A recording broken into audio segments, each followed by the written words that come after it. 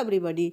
अगर आप SSC, railway सहित अन्य परीक्षाओं की तैयारी कर रहे हैं तो विज्ञान में पिछले वर्षों में पूछे गए प्रश्न आपके लिए मास्टर स्ट्रोक साबित हो सकते हैं। तो इस वीडियो में मैं 301 से लेके 350 तक के प्रश्नों को कवर करूंगी। अगर आपने अभी तक मेरे विज्ञान के प्रश्नों की श्रृंखला के वीडियो नहीं देखे हैं तो प्लीज़ चैनल पर जाकर प्लेलिस्ट को कवर करें।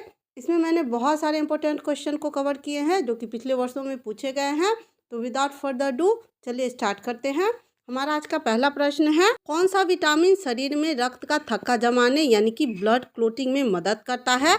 तो फ्रेंड्स इसका आंसर ऑप्शन बी हो जाएगा, विटामिन के। विटामिन के खून के थक्के जमाने में महत्वपूर्ण भूमिका निभाता है। अगला प्रश्न है, पृथ्वी पर सबसे कठोर प्राकृतिक पदार्थ कौन सा है? तो इसका आंसर ऑप्शन सी हो जाएगा, डायमंड। डायमंड पृथ्वी पर पाया जाने वाला सबसे कठोर प्राकृतिक पदार्थ है। अगला प्रश्न है, सोलर सेल किस सिद्धांत पर काम करते हैं? आंसर ऑप्शन ए हो जाएगा, फोटो इलेक्ट्रिक प्रभाव। सोलर सेल फोटो इलेक्ट्रिक प्रभाव के सिद्धांत पर कार्य करते हैं। अगला प्रश्न है, द्रवों में चिपचिपाहट यानी कि विस्कोसिटी नापने के लिए कौन सी इकाई का प्रयोग किया जाता है? तो इसका आंसर ऑप्शन सी हो जाएगा, पॉइज का यूज किया जाता है। अगला प्रश्न है, आकाश नीला क्यों दिखाई देता है? तो इसका आंसर ऑप्शन बी हो जाएगा, प्रकाश के प्रकीर्णन यानी कि स्कैटरिंग की वजह से आकाश का नीला रंग दिखाई देता है। अगला प्रश्न है, ह्यूमिडिटी नापने के लिए कौन सा उपकरण प्रयोग किया जाता है? तो इसका आंसर ऑप्शन बी हो जाएगा, हाइग्रोमीटर। ह्यूमिडिटी को मापने के लिए हाइग्रोमीटर का उपयोग किया जाता है। ह्यूमिडिटी क्या होता है? वातावरण में या हमारी हवा में जो जल वाष्प के कण होते हैं उसी से ह्यूमिडिटी बनती है। अगला प्रश्न देखते हैं, सबसे अधिक प्रोटीन किस में पाया जाता है? तो फ्रेंड्स इनमें से सबसे अधिक प्रोटीन सोयाबीन में पाया जाता है। प्रोटीन में सर्वाधिक प्रोटीन यानी कि 36% से लेकर 40% तक प्रोटीन पाया जाता है और यह शाकाहारी लोगों के लिए प्रोटीन का सबसे अच्छा सोर्स है। नेक्स्ट क्वेश्चन है, मानव शरीर की सबसे लंबी हड्डी कौन सी है? तो इसका आंसर ऑप्शन बी हो जाएगा, सबसे लंबी हड्डी है। अगला क्वेश्चन है, जंग जिसे रस्ट भी कहा जाता है बनने की प्रक्रिया को क्या कहते हैं? तो इसका आंसर ऑप्शन बी हो जाएगा, ऑक्सीकरण। जंग बनने की प्रक्रिया को ऑक्सीकरण कहा जाता है।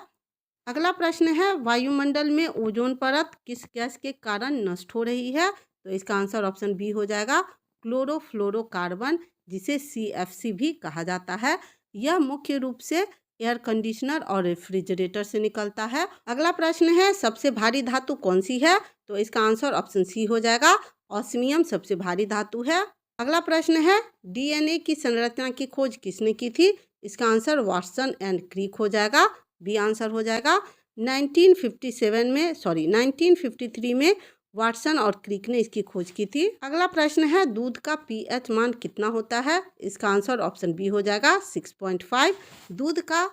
ताज़ा दूध का pH मान 6.5 से लेकर 6.7 तक होता है, जबकि वही दूध अगर फट जाता है तो उसका pH मान गिरकर 4.5 से लेकर 5.4 तक हो जाता है। अगला प्रश्न है, सबसे अधिक ऊर्जा उत्पादन करने वाला तत्व कौन सा है? तो इसका आंसर ऑप्शन डी हो जाएगा, हाइड्रोजन सबसे अधिक ऊर्जा उत्पन्न करने वाला तत्व है। ब्लैक होल क्या होता है? इसका आंसर सी हो जाएगा, अत्यधिक गुरुत्वाकर्षण वाले क्षेत्र होते हैं ब्लैक होल। ब्लैक होल एक अत्यधिक गुरुत्वाकर्षण वाला क्षेत्र होता है। अगला प्रश्न है, सौरमंडल का सबसे छोटा ग्रह कौन सा है? तो इसका आंसर ऑप्शन ए हो जाएगा, बुध या मरकरी सौरमंडल का सबसे छोटा ग्रह है और यह सूर्य का निकटतम ग्रह भी है। यानी कि सोलर सिस्टम के क्रम को देखेंगे तो सूर्य के बाद नेक्स्ट नंबर बुध का आता है। अगला प्रश्न है, सूर्य की सबसे बाहरी परत को क्या कहते हैं? तो इसका आंसर ऑप्शन सी हो जाएगा, सूर्य के बाहरी परत को कोरोना कहते हैं। अगला प्रश्न है, मानव शरीर में कितने तंत्र होते हैं? तो फ्रेंड्स मानव शरीर में कुल मिलाकर 11 तंत्र होते हैं। क्वेश्चन है, विद्युत बल्ब का फिलामेंट किस धातु से बना होता है? तो इसका आंसर ऑप्शन सी हो जाएगा, टंगस्टन से। विद्युत बल्ब का फिलामेंट टंगस्टन से बना होता है। नेक्स्ट क्वेश्चन है, रेडियोधर्मिता की खोज किसने की थी? तो इसका आंसर ऑप्शन बी हो जाएगा, एंटोनी हेनरी बैकरल ने रेडियोधर्मिता की खोज की थी। और इसके बाद मैरी क्यूरी और पीरे क्यूरी ने इस क्षेत्र में महत्वपूर्ण कार्य किया था। अगला प्रश्न है, पृथ्वी के वायुमंडल में ऑक्सीजन का प्रतिशत कितना है? तो इसका आंसर ऑप्शन ए हो जाएगा 21%। नेक्स्ट क्वेश्चन है, बायोमास से ऊर्जा का उत्पादन किस प्रकार की ऊर्जा का उदाहरण है?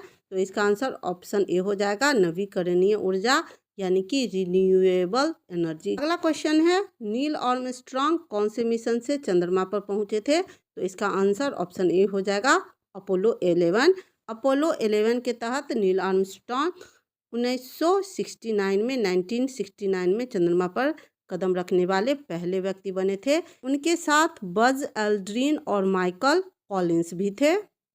अगला प्रश्न है, मानव शरीर की सबसे बड़ी ग्रंथि यानी कि सबसे बड़ी ग्लैंड कौन सी होती है? तो इसका आंसर ऑप्शन सी हो जाएगा यकृत या लीवर। लीवर हमारे बॉडी का सबसे बड़ा ग्रंथि होता है। नेक्स्ट क्वेश्चन है, सबसे अधिक ऊर्जा उत्पादन करने वाली प्रक्रिया कौन सी होती है? तो इसका आंसर ऑप्शन ए हो जाएगा नाभिकीय संलयन या न्यूक्लियर फ्यूजन। अगला प्रश्न है, पृथ्वी की सबसे ऊपरी परत को क्या कहते हैं? तो इसका आंसर सी हो जाएगा पृथ्वी के सबसे ऊपरी परत को क्रस्ट बोलते हैं। इसकी मोटाई 5 से लेकर 70 किलोमीटर तक होती है। हमारा अगला प्रश्न है, मानव शरीर में सबसे बड़ी अंतःस्रावी ग्रंथि एंडोक्राइन ग्लैंड कौन सी है? तो इसका आंसर ऑप्शन ए हो जाएगा थायराइड ग्रंथि। थायराइड ग्रंथि शरीर की सबसे बड़ी अंतःस्रावी ग्रंथि है जो गले में स्थित होती है। अगला प्रश्न है, विश्व का सबसे बड़ा जलीय जीव कौन सा है?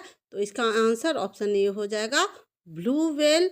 ब्लू व्हेल विश्व का सबसे बड़ा जलीय जीव है। इसकी लंबाई लगभग 30 मीटर होती है और इसका वजन लगभग 200 टन होता है। नेक्स्ट क्वेश्चन है, लावा किस प्रकार की चट्टान बनने में सहायक होता है? इसका आंसर ऑप्शन ए हो जाएगा आग्नेय चट्टान। जब ज्वालामुखी से निकला हुआ लावा ठंडा होकर जम जाता है तो उससे आग्नेय चट्टानों का निर्माण होता है। नेक्स्ट क्वेश्चन है, सूर्य की ऊर्जा का स्रोत कौन सा होता है? इसका आंसर ऑप्शन बी हो जाएगा परमाणु संलयन न्यूक्लियर फ्यूजन सूर्य की ऊर्जा का स्रोत है। अगला प्रश्न है, नाइट्रोजन चक्र नाइट्रोजन साइकिल में कौन सा जीवाणु वायुमंडलीय नाइट्रोजन को स्थिर करता है? तो इसका आंसर ऑप्शन बी हो जाएगा राइजोबियम। राइजोबियम जीवाणु पौधों की जड़ों में रहकर वायुमंडलीय नाइट्रोजन को अमोनिया में बदल देता है जिससे पौधों को पोषण मिलता है। यह मुख्य रूप से दलहनों में पाया जाता है। अगला प्रश्न है, विश्व में सबसे अधिक ऑक्सीजन उत्पादन करने वाला स्रोत कौन सा है? तो इसका आंसर ऑप्शन बी हो जाएगा महासागर। नेक्स्ट क्वेश्चन है, किस वैज्ञानिक ने बल्ब यानी कि इलेक्ट्रिक बल्ब का आविष्कार किया था? तो आपका आंसर हो जाएगा थॉमस एडिसन। नेक्स्ट क्वेश्चन है, मनुष्य में रक्त संचार की खोज किसने की थी?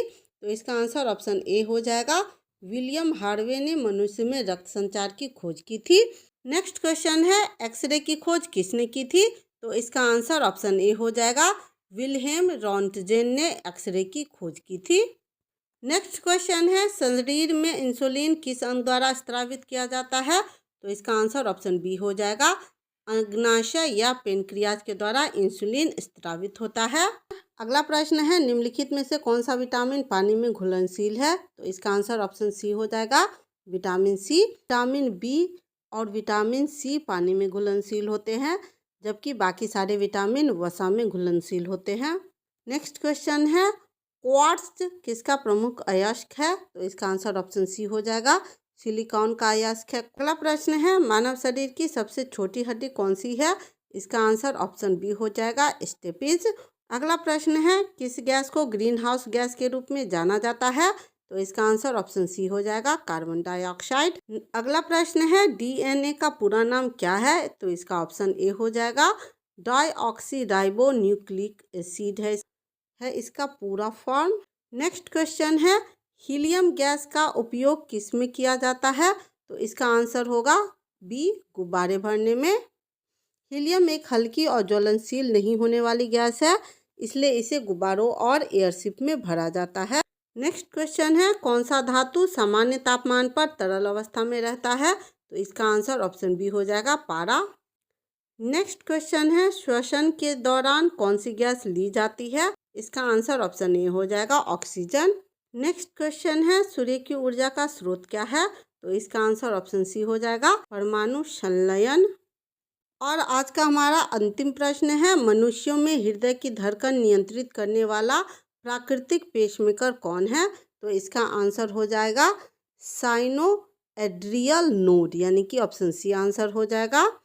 ऐसा क्यों कहा जाता है? क्योंकि यह हृदय की धड़कन को नियंत्रित करता है। तो आज के वीडियो में इतना ही। उम्मीद है आपको वीडियो पसंद आया होगा। चैनल पे नए हैं तो चैनल को सब्सक्राइब करें।